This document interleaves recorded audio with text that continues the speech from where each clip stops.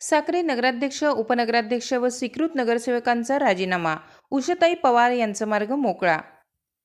साक्री नगरपंचायतीतील राजकीय नाट्याला आज पूर्णविराम मिळाला आहे. नगराध्यक्ष जयश्रीताई पवार, उपनगराध्यक्ष बापूसाहेब गीते आणि स्वीकृत नगरसेविका ॲडव्होकेट पूनमताई काकुस्ते यांनी आज राजीनामा दिला असून जिल्हाधिकाऱ्यांकडे हे राजीनामे आजच सुपूर्द करणार असल्याची माहिती मिळाली आहे. त्यानंतर नवीन नगराध्यक्ष निवडीसाठी प्रक्रिया सुरू होणार आहे. 4 जुलै रोजी होणाऱ्या अविश्वास ठरावाला आता अर्थ उरलेला नसल्याचे स्पष्ट झाले असून प्रभाग क्रमांक 3 मधील नगरसेविका उषाताई पवार यांचा नगराध्यक्षपदाचा मार्ग मोकळा झाल्याचे भारतीय जनता पक्षाचे नेते चंद्रजीत पाटील यांनी सांगितले.